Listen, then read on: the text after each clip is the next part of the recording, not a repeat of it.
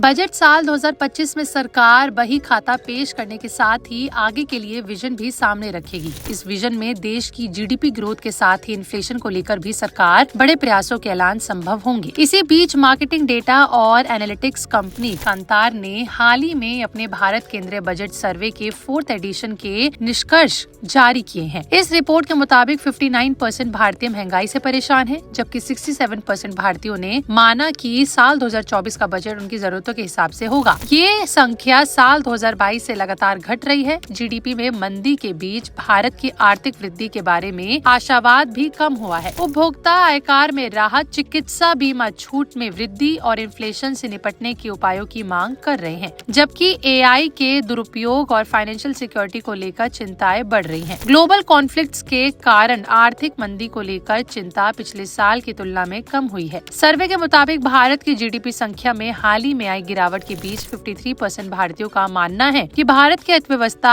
अभी भी पिछले वर्षों की तुलना में तेजी से बढ़ेगी, लेकिन ये संख्या साल 2024 के लिए 57% से भी कम हो गई है। इसके साथ ही भारतीयों को उम्मीद है कि सरकार आगामी केंद्रीय बजट में वेतन भोगी वर्ग, विशेषकर मध्यम आय वालों को आयकर में राहत प्रदान करेगी। इसके अलावा लगभग 50% भारतीय एआई के दुरुपयोग, विशेषकर साइबर अपराध को बढ़ावा देने तथा वित्तीय सुरक्षा को खतरा पहुंचाने की इसकी क्षमता के बारे में चिंतित है। वहीं भारत में नकदी रहित अर्थव्यवस्था की ओर कदम तेजी से बढ़ रहे हैं। डिजिटल भुगतान जैसे यूपीआई और ई वॉलेट 60% उपभोक्ताओं के लिए रोजमर्रा के लेन देन का आदर्श बन गया है। ये पिछले वर्ष की तुलना में 7% अधिक है। आपका इस पर क्या कहना है? कमेंट सेक्शन में लिख के जरूर बताएं।